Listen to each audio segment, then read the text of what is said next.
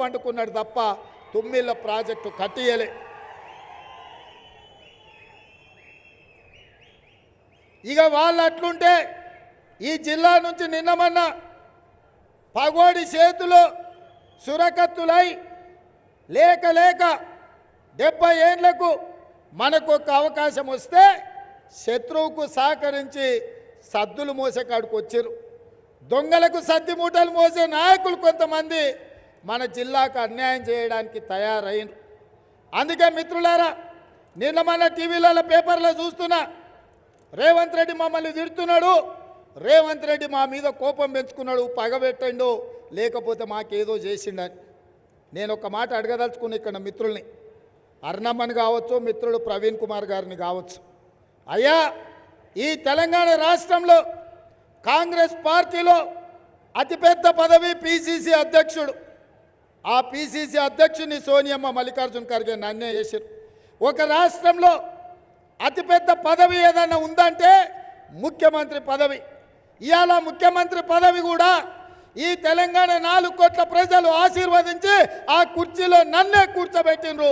సోనియా గాంధీ గారు, మల్లికార్జున ఖర్గే గారు ఈరోజు నాకు అండగా నిలబడ్డారు. నాకు మీకు ఉన్న పోటేంది, నాకు మీకు ఉన్న పంచాయతీ ఏంది?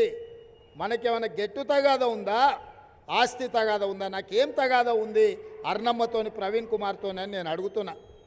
నాకున్నది ఒకే ఒక్క అంశము, ఇవాళ 70 ఏళ్ళ తర్వాత మన ప్రాంతానికి అవకాశం వస్తే 5 ఏళ్ళు రాజకీయాలను పక్కన పెట్టి, రాజకీయాలకు అతీతంగా ఎజెండాలు పక్కన పెట్టి మన పాలమూరును ఎట్లా అభివృద్ధి చేసుకోవాలి, మనందరం కలిసి దేశంతో పోటీ పడే విధంగా మన ప్రాజెక్టులు ఎట్లా పూర్తి చేసుకోవాలనో కూర్చొని ఆలోచన చెయ్యకుండా వచ్చినప్పటి నుంచి కాళ్ళల్లో కట్టెబెట్టి కింద పడేయాలని చూసుడు మీకు ధర్మమా అని నేను అడుగుతున్నా.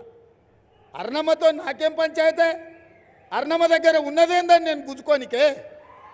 గద్వాలలో ఆమె పార్టీ బీజేపీ పార్టీ ఎమ్మెల్యేకి నిలబడితే 7,000 ఓట్లు వచ్చి డిపాజిటే గల్లంత అయింది. ఇంకా మీ దగ్గర ఏముందమ్మా నేను అడగనికే. అదేవిధంగా మిత్రుడు ప్రవీణ్ కుమార్ ఐపీఎస్ ఆఫీసర్, ఏ రోజు కూడా ఆయనను గౌరవించినాం. ఆయన ఉద్యోగం రాజీనామా చేసినప్పుడు, ఆయన ఉద్యోగంలో ఉండి చంద్రశేఖరరావు ఆయనను ఇబ్బంది పెట్టినప్పుడు మేమందరం ప్రవీణ్ కుమార్ గారికి అండగా నిలబడ్డాం. ఆయన ఉద్యోగ రాజీనామా చేసినప్పుడు మేము కూడా బాధపడ్డాం.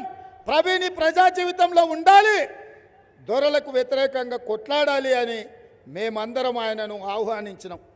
మరి నేను ఇవాళ అడుగుతున్న మిత్రుడు ప్రవీణ్ కుమార్ గారిని, ఆయన డీజీపీ అయ్యే అవకాశం ఉన్న మీరు ఐపీఎస్ అధికారిగా రాజీనామా చేసి ఈ దొరల పెత్తనాన్ని సహించేదే లేదు, ఈ దొరలకు వ్యతిరేకంగా గడీలను బద్దలు కొడతా, గడీలను గూలుస్తా అని ఆనాడు మీరే కదా ప్రవీణ్ కుమార్ గారు మాట్లాడింది, మీరే కదా ప్రజలకు చెప్పింది.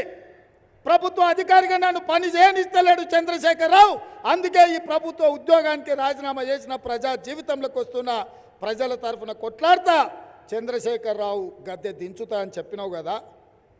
మరి 6 నెలల్లోనే ఏం మారింది? ఏమి మీరు చంద్రశేఖరరావు గారిని చూసి నమ్మినరని నేను అడుగుతున్నా.